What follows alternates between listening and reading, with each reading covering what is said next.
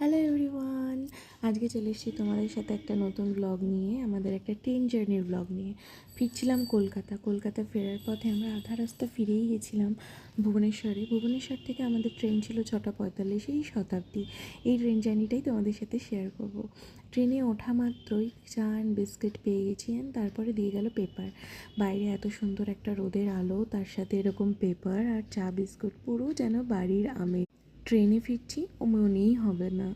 Even ট্রেনটা অনেক স্পেসিয়াসও ছিল। সত্যি কথা বলতে আমার না বন্দে ভারতের থেকে শতাব্দী ট্রেন জার্নিটাই বেশি ভালো লেগেছে।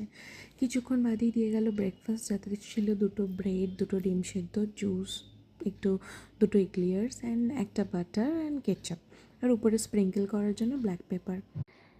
এটা খেয়ে উঠতে না উঠতেই আবার কিছুক্ষণ বাদে দিয়ে গেছিলো আমাদেরকে চা, যেগুলো আমি খাইনি। আর আমি এখানেও অনেক কিছু খেতে পারিনি, কারণ আমার শরীরটা ঠিক ভালো ছিল না সেদিন। তারপরে একটু কিছুক্ষণ বসে আড্ডা দিতে না দিতেই চলে এলো 11টা, 11:30 নাগাদ লাঞ্চ। লাঞ্চে ছিল ডাল, ভাত তোমার ছিল জিরা রাইস, চিকেন, কিছু ভেজিসের ভাজা, টক দই। আর এটা শেষ করতে না করতেই আবার ওরা দিয়ে গেল আইসক্রিম। এই ছিল টোটাল ট্রেন জার্নি। তোমরা বলো, তোমরা কে কে এই ট্রেনটা জার্নি করেছো?